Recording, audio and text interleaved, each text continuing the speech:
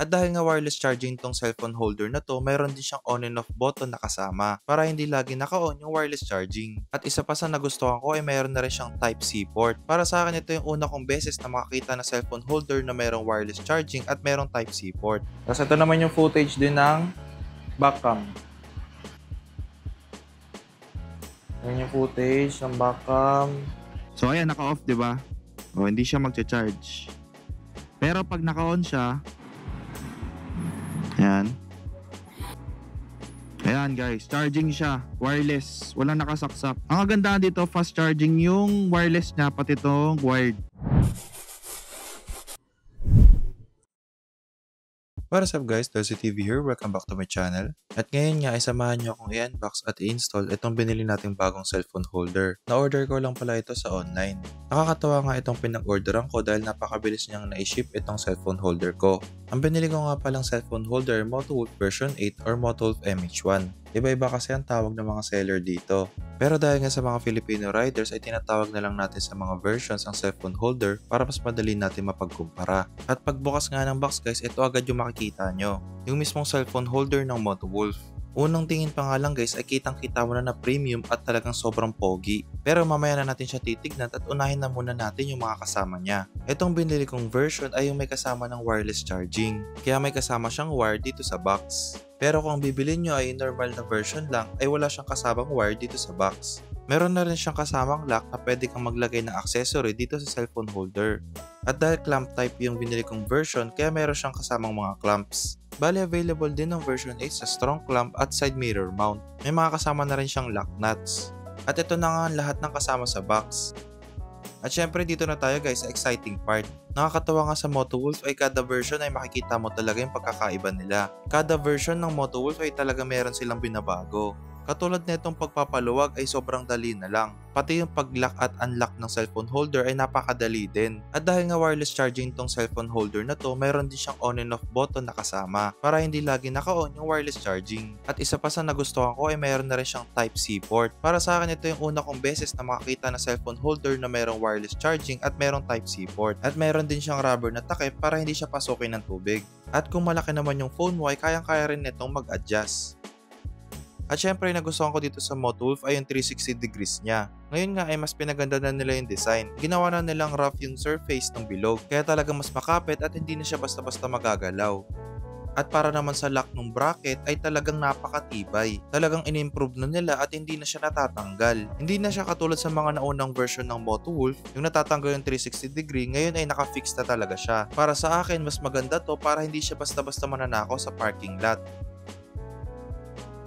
At ang isa pang dahilan kaya napabili ako ng cellphone holder na to dahil dito sa shock dampener. Sobrang makakatulong kasi talaga to para maprotektahan ko yung cellphone ko. Dahil kung walang shock dampener yung cellphone holder ko, mataas yung chance na masira yung auto stabilization ng camera ng phone ko. Lalo na kung ma-vibrate yung motor mo or lagi ka nadadaan sa lubak. Dahil sa shock dampener na to ay nalilesen niya yung pag-vibrate sa phone mo at yung biglaang paggalaw. Kadalasan kasi yung nakikita kong cellphone holder na mayroong shock dampener ay naka-landscape style. Hindi na ako para magbanggit pa ng brand pero ang gusto ko talaga is yung portrait style. At kung gusto mo nga mag-start mag-motovlog ay pwede talaga sa itong cellphone holder na to. Meron kasing lagayan accessories dito sa cellphone holder na to. Pwede ka maglagay ng kahit anong action cameras, umbrella, or yung sunshade. Yung sa akin nga ay gagamitin ko siya as a secondary view. Yung tipong nakaharap sa akin yung action camera habang nagwa-vlog. Magiging ganito yung itsura ng cellphone holder nyo kapag may nakakabit na action camera.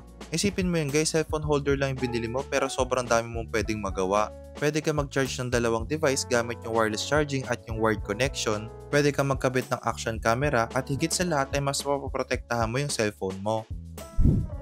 So ito na guys yung Motowolf cellphone holder natin. Ayan, unbox ko na to dun sa taas. Nakita nyo na yung mga laman.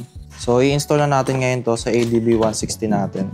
So ayan, alam nyo naman yung laman yan. Tapos ito yung gamit natin ngayon. Yung Motowolf cellphone holder na V3. Tapos clamp with charger din to guys. Ayan, mahilig tayo bumili ng cellphone holder na may charger. Ayan, so tatanggalin lang natin muna yon, tsaka natin to i-install. Motowolf version 8 natin. Tapos ito yung Motowolf version 3 natin. So, ayan yung side-by-side comparison nila. So, ito talaga pinaka nagustuhan ko dito. Yung quick release. Ayan. So, install na natin to guys. So, ito pala yung gagamitin natin tools. Kaya nabili ko lang yan sa online. Nakita nyo yung link nito sa baba. So, meron namang tools kasama yung MotoWolf. Kaso, mas gusto ko nga to para mas mapadali na yung buhay ko. So, yun. Kinalawang na nga siya. Kasi ginamit ko pa to guys dati sa PCX. Tapos, nagpalit ako dun ng version 5. So, blinlag ko rin yun guys. Makikita nyo siya sa screen. Ang hindi ko lang nagustuhan dun guys, yung pag-adjust ng width ng cellphone. Kasi manual siya. Kailangan meron kang dalang Allen screw lagi. Lalo na kung iba ka ng case, kung makapal o manipis, kailangan i-adjust mo siya. Or kung gusto mo, lagi lang siyang maluwag para kahit anong case yung gamit mo, ay okay lang. Pero itong bago natin cellphone holder, kahit anong case, kayang-kaya niya. Madali lang siyang ma-adjust. So, ayan. So, pupunasan lang natin itong pinagkabitan ng dati nating MotoWolf. Ngayon, bubuksan na natin to, yung mga bago nating parts ng MotoWolf. Susukatin lang ulit natin kung anong mas magandang gamitin, yung maliit ba o yung malaki. So, ayan, meron siyang tools na kasama, maliit tsaka malaki. Wala, malaki talaga guys. Yung malaki yung bagay dito. Ayan. Ano natin to. Ay, sakto lang natin dun sa dati natin pinaglagyan. Para isang gasgas na lang. So, ayun na itsura niya guys. Ang kagandahan din pala, hindi sobrang haba nung stem niya. Ayun, no? Compact lang siya. So, ayun yung itsura niya. Saktong-sakto lang. So, ipapakita ko rin sa inyo yung pag-wireless charge. So, ipapakonect pa natin to sa shop. So, meron nga tong kasamang cable na mas mahaba. Tapos, idudugtong mo dito. So, pag maglalagay ka ng bagong phone na hindi pa sukat doon sa dating sukat nito, iikot nyo lang to pakaliwa. Ay, pababa ba? O, tama, pababa. Tingnan natin kung kasya na. Ayan, kasya na yung phone. Yun. One click na lang siya guys. Ganyan lang siya. Ganyan. So, pag maglalagay ka ng phone, pwedeng ganyan. Pwedeng nakaganyan. Yan, hindi na siya basta-basta makuha. Or pwede mo rin siyang i-adjust pababa. Nakaganyan. Diba? So, kung gusto mo pang sikipan, pwedeng-pwede naman. Yan. Nakaganyan siya. Tapos lalak mo. Yun. Yan. Kahit anong kuha mo guys. Ayaw. Sobrang higpit. Luwagan lang natin ng konti.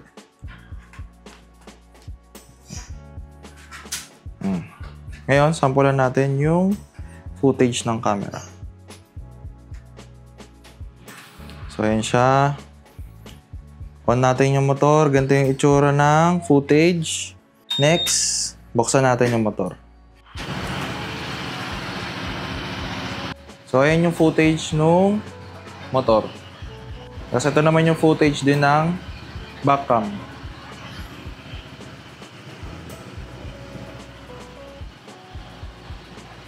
Ayan yung footage ng backcam. Tapos ang pinaka nagustuhan ko talaga is yung quick release. Okay na. Tapos, tanggal na. Ganun lang guys. Tsaka sobrang satisfying yung click. Tsaka, hindi ka matatakot na masisira siya kasi ramdam mo talaga na high quality siya guys.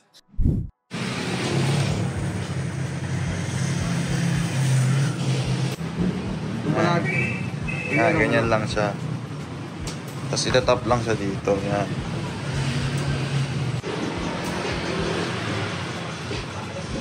Yun, napapasok pala dun eh. Bogey Works, nagbabalik. Ako pala nagbabalik. So, yun guys, nandito tayo sa Bogey Works. Nakabit na yung charger natin. Ayan. Hininang yan guys, hindi yan basta in electrical tape. So, meron siyang on-off switch dito. Ayan o. So, hindi siya laging nagcha-charge. Pwede mo siyang ma-off. So, ayan, naka-off, diba? O, hindi siya magcha-charge. Pero pag naka-on siya, ayan. Ayan guys, charging siya. Wireless. Walang nakasaksak. Ayan, walang nakasaksak. So kung gusto mo rin mag-charge ng wired, hindi pwede mag-wireless yung phone mo, pwede rin. Ayan guys. Charging siya. Ang kagandahan dito, fast charging yung wireless niya, pati itong wired. Fast charging parehas. So lock mo lang ganyan. Okay na guys, nagcha-charge na siya habang bumabiyahe ka. Tingnan natin kung tatagos siya dito sa case natin. Manipis lang naman tong case natin, pero tingnan natin. Ayun, tumatagos guys. Kahit naka-case, pwede ka makapag-charge. So dito pala ako nagpakabit sa Boogie Works PH. Yan, dito yun sa may tandang Sora Avenue. O yan na natin nagcha-charge yung phone natin dyan. Diba? Solid. Ang pangalan niyan is MotoWolf MH1 pero tinatawag din siyang MotoWolf na version 8. Ayan, sobrang solid nito guys. Ayan, first time lang din daw nila magkabit ng MotoWolf MH1 dito or version 8.